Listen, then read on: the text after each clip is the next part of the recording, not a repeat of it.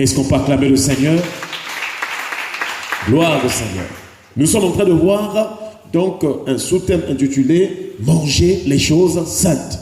Et nous avons vu que c'est un choix. Manger les choses saintes, c'est tout un choix. Et le texte de base que nous sommes en train de lire, il y en a deux. Il y a d'abord le texte où nous voyons dans une maison à Béthanie deux sœurs qui étaient là, qui avaient reçu Jésus, Marie et Marthe. Et lorsqu'ils ont reçu le Seigneur Jésus-Christ, frères et sœurs dans le Seigneur, dans cette maison-là, parmi les deux sœurs, l'une va s'occuper à des soins domestiques, qui est l'image des choses de la terre, qui est l'image des choses passagères, qui est l'image de la chair, qui est l'image vraiment d'un père temps en ce moment-là. Et aussi, l'autre sœur, Marie, était au pied du Seigneur en train d'écouter la parole de Dieu. C'est l'image d'une personne qui fait le choix des choses spirituelles, des choses de Dieu. C'est là où nous comprenons que sur la terre ici, frères et sœurs, il y a deux voies, il y a deux portes, il y a deux chemins. Est-ce qu'on peut acclamer le Seigneur? Vous vous souvenez de ce que Jésus a dit? Il dit, entrez par la porte étroite, dans Matthieu chapitre 7, à partir du verset 13. Il dit, entrez par la porte étroite, car large est la porte spacieuse, le chemin qui mène à la perdition. Et beaucoup y entrent par là. Donc le chemin qui conduit à la perdition, le chemin du monde, c'est là où se trouvent beaucoup de gens. Beaucoup de gens sont en train de suivre les choses du monde. Ils sont en train de suivre le mouvement du monde. Ils sont dans les attraits de ce monde. La foule, oui, est en train de suivre le monde. Mais le Seigneur dit, étroite est la porte et resserrez le chemin qui mène à la vie. Il y en a peu qui les trouvent. Donc pour aller au ciel, il y a tout un choix. Il y a toute une décision à prendre face à la chair. La chair attire les hommes pour faire ce qui est mauvais, pour se rebeller contre Dieu. Et il y a toute une puissance que Paul parle aux Éphésiens. Il dit, vous étiez morts par vos offenses et par vos péchés dans lesquels vous marchiez autrefois selon le prince de l'air, selon le train de ce monde, selon le prince, la puissance de l'air, de l'esprit qui agit maintenant dans les fils de la rébellion.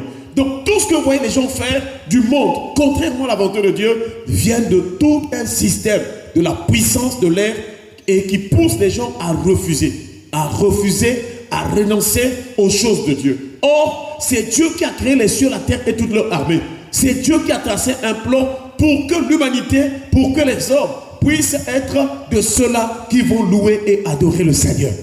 Dieu mérite l'adoration, la louange, la gloire, parce que c'est lui qui a fait toutes choses.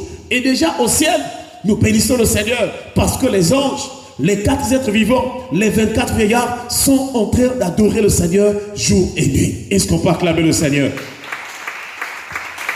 Mais nous, les habitants de la terre, Dieu nous a créés. Dieu voulait aussi que nous puissions lui rendre gloire, honneur. Malheureusement pour nous, il y a eu vraiment une œuvre du diable. Le diable est venu sur la terre là. Il est venu pour pousser l'homme à refuser de rendre gloire au Seigneur, pour pousser l'homme à faire ce qui est mauvais. Voilà pourquoi aujourd'hui nous voyons, il y a des gens qui ne croient pas en Dieu, il y a des gens qui ne veulent pas prier, il y a des gens qui sont dans la faiblesse, dans la lourdeur, il y a des gens qui sont ignorants, il y a des gens qui sont... Paul va dire aux chrétiens de Rome, il dit que je me dois aux juifs, je me dois aux grecs, je me dois aux ignorants, aux barbares, je me dois... Donc, ça dit qu'il y a des gens qui sont dans le monde, qui sont perdus. Mais pour moi, Paul, j'ai reçu le mandat de défendre l'évangile. J'ai reçu la parole de l'Éternel, la parole de Dieu, pour aller apporter le message de l'évangile, afin que ces hommes soient sauvés et parviennent à la connaissance de la vérité. Est-ce qu'on peut acclamer le Seigneur? Donc, ce qui est important, frères et sœurs, c'est de prêcher l'évangile, c'est d'annoncer l'évangile, parce que beaucoup d'hommes et de femmes, beaucoup de gens sont perdus. Et la perdition, ce n'est pas une bonne chose. C'est le chemin de la mort éternelle. C'est triste si tu comprends ces choses. Lorsque nous voyons certains chrétiens blaguer avec même la marche, je dis, tu ne comprends pas, frères et sœurs. Tu dois être sérieux, tu dois être sincère avec Dieu. Tu dois donner ton cœur totalement au Seigneur, car les temps sont finis. Ne voyez pas tout ce qui brille dans ce monde. Ces choses passeront. Même le ciel que nous voyons physiquement et la terre sur laquelle nous marchons passeront. Alléluia. Une seule chose qui restera, c'est la parole de l'Éternel. Voilà pourquoi, réveille-toi, frères et sœurs. Ne dors plus. Ne prends pas les choses de Dieu à la légère. Ne pense pas que je vais à l'église seulement pour me satisfaire. Tu viens pour chercher le ciel. Est-ce qu'on peut acclamer le Seigneur?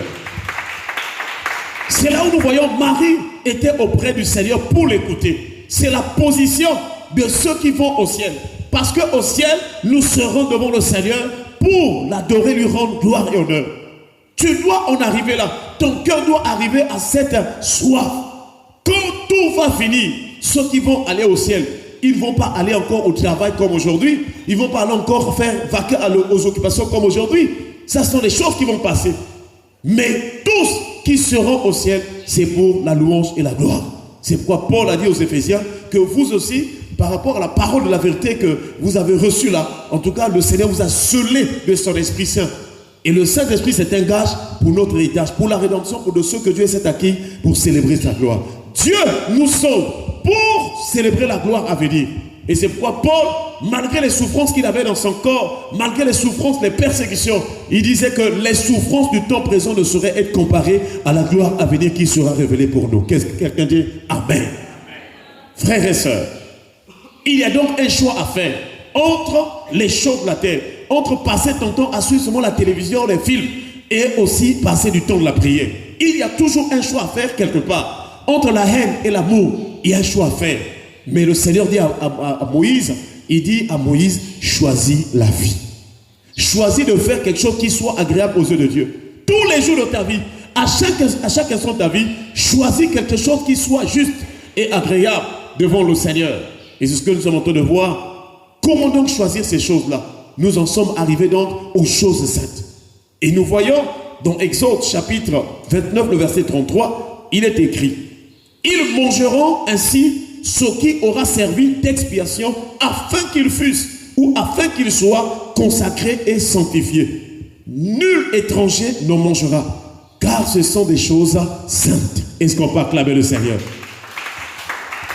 Nous avons vu donc le premier mot qui attire nos regards, le premier mot qui touche nos vies, notre vue ce matin, c'est l'expiation. L'expiation, c'est une œuvre très importante parce que c'est par l'expiation que nous quittons la vie de péché pour en avoir la vie de Dieu. Et si dans l'ancienne alliance, on fait donc mention de l'expiation, de la nouvelle alliance, on nous parle de la repentance. Alléluia. Ce qui est important dans ta vie, c'est changer de cœur. C'est changer de vie. C'est ce changement. Ce n'est pas seulement venir à Jésus parler. Non. Il faut que tu vois dans ton cœur. Il faut que tu changes. Si hier tu étais une personne qui était mauvaise, mais aujourd'hui, le signe que tu t'es repenti, il faut que tu sois maintenant une bonne personne. Si hier tu avais l'habitude de voler, aujourd'hui, le signe que tu es repenti, tu ne voles plus parce que tu as un autre cœur qui ne peut plus voler. Si hier tu étais dans l'impudicité, la vie des femmes, la vie des hommes, le signe aujourd'hui que tu t'es repenti, que tu es devenu une nouvelle créature, il faut que cette vie-là disparaisse. Alléluia. Voilà, frère. Ne pense pas que tu vas à l'église pour perdre quand tu viens à l'église, d'abord pour la repentance, le changement de cœur. Car c'est ça qui est difficile pour les hommes. Difficile. Le signe qu'une personne repentie, c'est d'avoir tout quitté pour suivre, pour servir le Seigneur. Est-ce qu'on peut acclamer le Seigneur? Et c'est là où, par la grâce du Seigneur, nous sommes en train de voir que dans l'ancienne alliance, on posait la main sur l'animal. Lorsqu'on faisait le rituel, on dirait, de l'expiation pour couvrir les péchés de personne, on apporte l'animal et la personne place la main sur l'animal. Il place la main comme pour transmettre ses péchés sur cet animal-là. Et ensuite, c'est l'animal qui sera tué. Voilà pourquoi on tuait, on égorgeait les animaux dans l'ancienne alliance. Notamment pour le sacrifice de péché. En tout cas, quand la personne transmet ses péchés, comme le salaire du péché c'est la mort, c'est l'animal qui doit subir la condamnation de la mort. Mais le souvenir de péché était renouvelé chaque année en Israël. Parce que les sangs des boucs, le sang des béliers, ainsi de suite, ne pouvaient pas ôter le péché. C'est-à-dire, quand les gens faisaient le rituel d'expiation, couvraient leurs fautes, l'année prochaine, aux dates précises ou fixées selon le calendrier juif, les gens venaient encore faire la fête d'expiation. C'est pourquoi nous réalisons aussi qu'aujourd'hui, tu dois savoir que le Saint-Esprit n'a pas de date. Que non, lui, chaque année, on va faire telle date. Nous voyons par exemple ceux qui célèbrent la Pâque, la Pentecôte. L'année, aujourd'hui, on va célébrer. L'année, ils reviennent encore sur les dates. Ça, ce n'est pas le Saint-Esprit. Parce que le Saint-Esprit, on ne peut pas le bloquer sur une date précise. Non. Le Saint-Esprit, c'est le souffle de Dieu, c'est le vent de Dieu. il souffre où il veut. On ne peut pas dire que non, c'est à telle date seulement que le Saint-Esprit a fait, il y aura la Pentecôte, la Pâque. Non, il faut célébrer la Pâque, mais notre Pâque, c'est la personne de Jésus-Christ. Alléluia. C'est la vie quotidienne, c'est la vie de tous les jours avec Christ. Voilà pourquoi Paul a dit aux chrétiens de Philippe, réjouissez-vous toujours dans le Seigneur.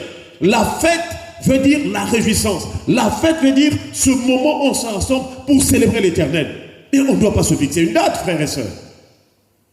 Et donc nous voyons qu'en Israël, le souvenir était renouvelé selon les dates. Parce que c'était un sacerdoce basé à propos de ces institutions que Dieu avait données. Mais maintenant nous sommes dans le Saint-Esprit.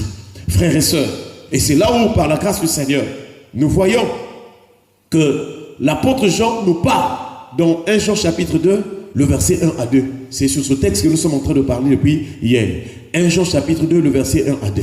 Là aussi, on parle de l'expiation. Cette fois-ci, la victime expiatoire, ce n'est plus un animal, comme dans l'ancienne alliance, mais la victime expiatoire, c'est maintenant une personne. C'est Jésus-Christ. Et c'est pourquoi lorsque Jean-Baptiste a vu Jésus, il a présenté Jésus aux autres en disant, voici l'agneau de Dieu qui ôte le péché du monde. Est-ce qu'on peut acclamer le Seigneur? C'était une phase transitoire. Jean-Baptiste voulait montrer que si dans l'ancienne alliance, vous avez fait des sacrifices par des animaux et tout, maintenant, ce n'est plus ainsi. Parce que tous ces sacrifices-là ne pouvaient pas ôter le péché. Mais maintenant, il faut que le péché soit ôté. Il faut que la vie change. Il faut que la vie change. Il faut recevoir une autre vie pour marcher avec Dieu. Et c'est ainsi que, frères et sœurs, nous voyons donc, frères et sœurs, Jean-Baptiste présente Jésus comme l'agneau de Dieu qui ôte le péché du monde.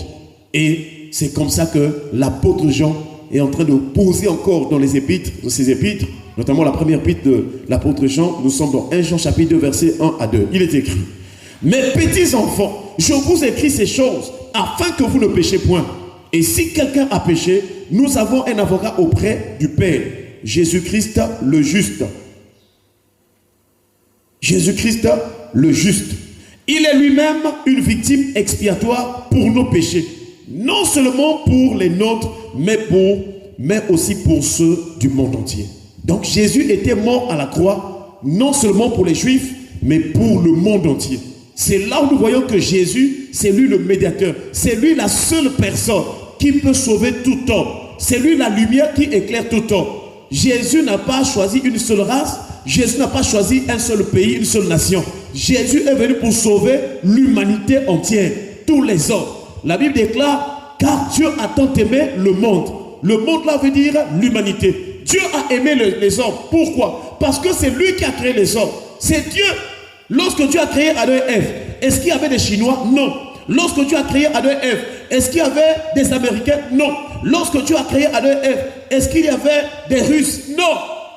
Il n'y avait pas de race. Toute la terre parlait la même langue. Il n'y avait même pas de... Tous parlaient une seule langue. Il n'y avait qu'une seule culture, excusez-moi, frères et sœurs. Ce n'est pas aujourd'hui que nous allons commencer à dire que non, Jésus c'était le Dieu et c'est le Dieu des Blancs, ou bien la Bible là c'est pour les Blancs. Non, c'est une erreur. C'est une erreur. Dieu est le Dieu de tous. Et Paul dit que nous avons un seul Dieu, Père de tous, qui est au-dessus de tous et en tous. Est-ce qu'on peut acclamer le Seigneur? Frères et sœurs, et la seule personne qui réconcilie le monde avec Dieu le Père, c'est Jésus-Christ. On ne peut pas trouver un prophète ou qui que ce soit qui viendra faire cela. Parce que le jour où Jésus était à la croix, il était le seul.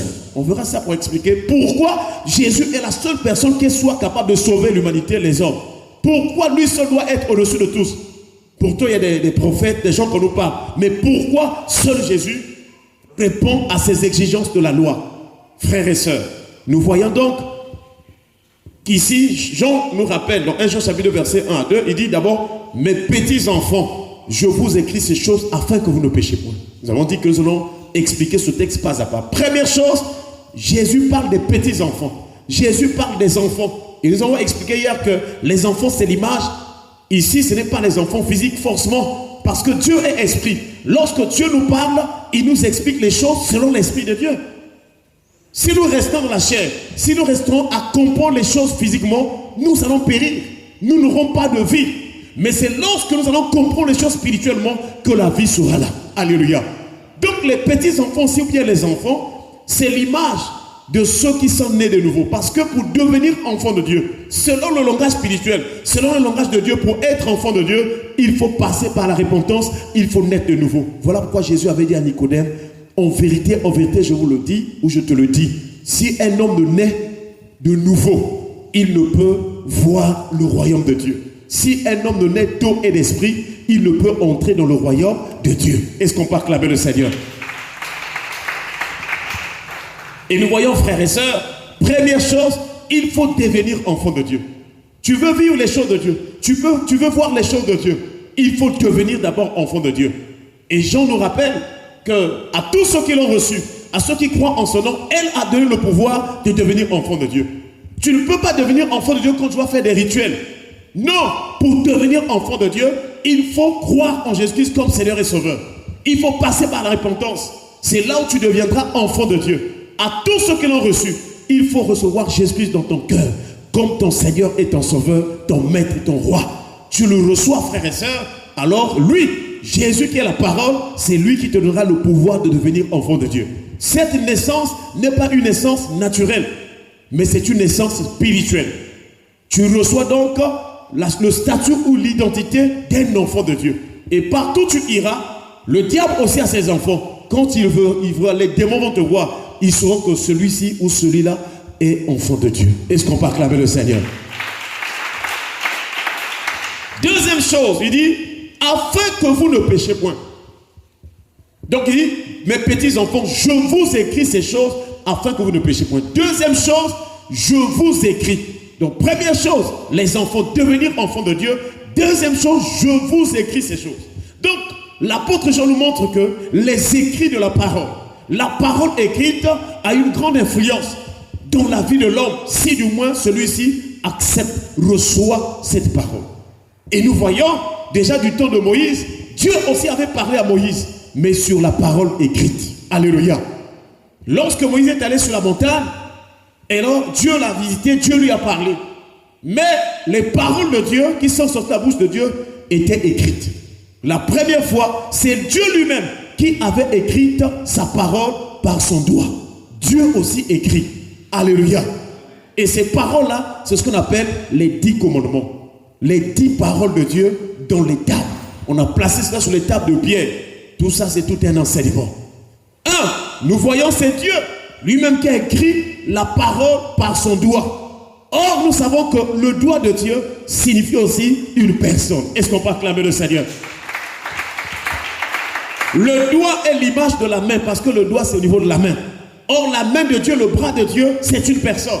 C'est Isaïe qui nous rappelle cela dans Isaïe chapitre 53. Il dit, qui a cru à ce qui nous était annoncé? Qui a connu le bras de l'Éternel? Excusez-moi, qui a cru à ce qui nous était annoncé? Donc, pour devenir enfant de Dieu ou marcher avec Dieu, il faut croire à celui qu'on annonce. Or, celui ou la personne qu'on annonce, celle qu'on annonce dans la Bible, c'est Jésus-Christ. C'est Jésus-Christ qui est venu par la bonne nouvelle. Car sa naissance même, c'est une bonne nouvelle. Frères et sœurs, si tu ne donnes pas ta vie totalement à Jésus, tu ne peux pas vivre la gloire de Dieu. Et c'est comme ça, frères et sœurs, que nous voyons que le doigt de Dieu qui écrivait les écrits sacrés, c'était la personne de Jésus-Christ. Pourquoi? Parce que Jésus, c'est cette main. Et le doigt là, c'est aussi l'image de l'œuvre de Jésus. Et c'est là où nous voyons, si Dieu a écrit ces choses, ces écrits ne sont plus les écrits qu'on doit banaliser, comme certaines personnes disent que non, la loi déjà s'est passée et tout. Non! Les écrits de la loi parfaite là, les 10 commandements là, c'est tout un témoignage de la personne de Jésus-Christ. Et c'est là, Dieu lui-même a écrit ces choses de son doigt, pour montrer que ces choses viennent de moi. Et ces écrits-là sont sacrés. Voilà pourquoi nous comprenons que la parole écrite, la parole qui est dans la Bible, ce n'est pas un roman, mais la parole de Dieu, c'est toute une inspiration de Dieu. Si tu crois en cette parole, tu crois en Jésus. Nous avons rappelé le témoignage de Philippe à Nathanaël. Il a dit à Nathanaël dans Jean chapitre 1 verset 45, nous avons trouvé celui de qui Moïse a écrit dans la loi et dont les prophètes ont parlé. Pourquoi il parle de Moïse? Parce que les premières tables, lorsque Moïse est descendu la montagne, il a vu Israël était dans la diversion, de la distraction, il avait cassé les premières tables.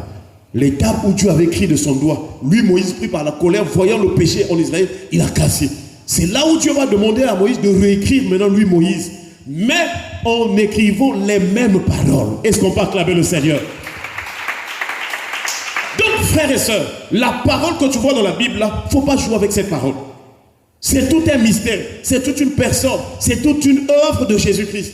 Et c'est pourquoi la Bible nous recommande, la parole nous demande de lire, de méditer. Tu ne peux pas passer toute une journée sans lire la parole de Dieu. C'est la vie, ces paroles-là. La majorité des chrétiens ne lisent plus, ne méditent plus. Mais quand tu n'as rien de Dieu, quand tu commences la journée sans lire la parole, mais tu vas avoir des difficultés, des problèmes. Parce que dans ce monde, il y a une guerre, il y a une attaque. Le diable, depuis qu'il était chassé du ciel, il est descendu vers la terre et la mer, les hommes, pour les combattre, pour les maudire. Tels que nous sommes ce matin, il y a des gens déjà du diable ou animés par des démons qui ont maudit les jours, qui souhaitent le mal aux autres. Mais si tu n'as rien, tu n'as pas la parole. Comment tu vas finir la journée?